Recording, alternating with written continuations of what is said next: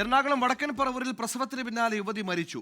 വടക്കൻ പറവൂർ സ്വദേശി കാവ്യയാണ് മരിച്ചത്. ചികിത്സാ പിഴവുണ്ടായെന്നാണ് കാവ്യയുടെ ബന്ധുക്കൾ ആരോപിക്കുന്നത്. സംഭവത്തിൽ അസ്വാഭാവിക മരണത്തിന് പോലീസ് കേസെടുത്തു. വിപിൻ സി വിജയൻ കൊച്ചിയിൽ നിന്ന് വിവരങ്ങളുമായി ചെയ്യുന്നു. വിപിൻ, ഒരു അസ്വാഭാവികമായ അല്ലെങ്കിൽ ഇത്തരത്തിലൊരു ദുരൂഹത കുടുംബം ഉയർത്താൻ കാരണം എന്താണ്? എപ്പോഴായിരുന്നു ഈ പറയുന്ന യുവതി മരിച്ചത്? വിശദാംശങ്ങൾ. സുഹൈൽ, പറവൂർ സ്വദേശിനിയായിട്ടുള്ള കാവ്യ 30 വയസ്സായിരുന്നു. കാവ്യയാണ് മരണപ്പെട്ടത്. ഡിസംബർ 24-നാണ് രണ്ടാമത്തെ കുഞ്ഞിന് ജന്മം നൽകുന്നതിന് വേണ്ടി ഡോൺ ബോസ്കോ ആശുപത്രിയിൽ, അത് വടക്കൻ പറവൂരിലുള്ള ആശുപത്രിയിൽ കാവ്യയെ പ്രവേശിപ്പിക്കുന്നത്. അതിനുശേഷം ഈ പ്രസവത്തിന് തൊട്ടു പിന്നാലെ അമിത രക്തസ്രാവം ഉണ്ടാവുകയായിരുന്നു. പിന്നീട് രക്തം നൽകിയെന്നുണ്ടെങ്കിലും ആ ചികിത്സ അത് വിജയിച്ചില്ല. അതിനുശേഷം പിന്നീട് ഗർഭപാത്രം നീക്കം ചെയ്യണമെന്ന് ഡോക്ടർമാർ പറയുന്നു.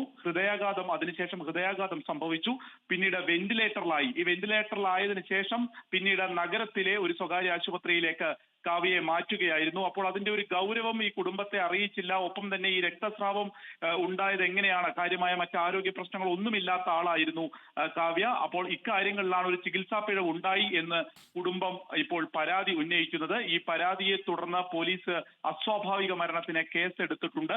പോസ്റ്റ്മോർട്ടം കഴിഞ്ഞ് മൃതദേഹം സംസ്കരിച്ചു. ഈ പോസ്റ്റ്മോർട്ടം റിപ്പോർട്ട് വന്നതിന് ശേഷം കൂടുതൽ നടപടികൾ ഇതുമായി ബന്ധപ്പെട്ടുണ്ടാകും എന്നുള്ളതാണ് പോലീസ് അറിയിച്ചിരിക്കുന്നത്.